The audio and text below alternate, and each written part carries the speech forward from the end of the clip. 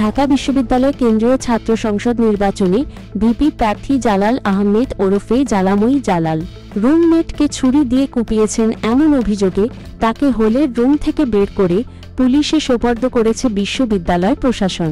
এর আগে গত ২৬ আগস্ট দিবাগত রাতে বিশ্ববিদ্যালয়ের হাজী মোহাম্মদ মহসিন হলের ৪৬২ নম্বর রুমে রবিউল হককে ছুরিকাঘাত করেন জালাল আহমেদ। পরে শিক্ষার্থীরা জানান, জালালের রুমের সামনে ভিড় করে তাকে বের হয়ে আসতে বললে তিনি রুমের ভেতরেই নিজেকে আবদ্ধ রাখেন।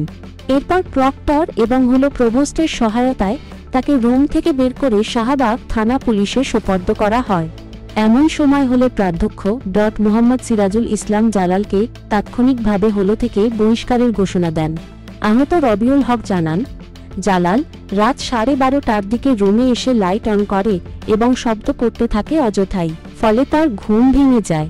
শব্দে ঘুমের সমস্যা হচ্ছে বললে রেগে গিয়ে রবিউলকে অবৈধ এবং বহিরাগত বলেন জালাল। এর প্রতিবাদ করলে করেন ছুরিকাঘাত। পরে রবিউল কোনোমতে আত্মরক্ষা করেন। অন্যদিকে অভিযুক্ত জালাল আহমেদ তার ফেসবুক আইডিতে আহত হওয়ার ক্ষতচিহ্নের ছবি পোস্ট করে জানান, ঢাকা বিশ্ববিদ্যালয়ের সব হল থেকে অবৈধ এবং বহিরাগত শিক্ষার্থীদের বের করে দেওয়ার দাবিতে উকিল নোটিশ পাঠানোয় হাজী মোহাম্মদ মহসিন হলের ৪৬২ নম্বর কক্ষে আজ রাত 12:30টার দিকে তাকে মেরেছে তার রুমমেট রবিউল ইসলাম। ওই পোস্টে রবিউলের অবৈধভাবে হলে অবস্থান করার কথা উল্লেখ করেন জালাল।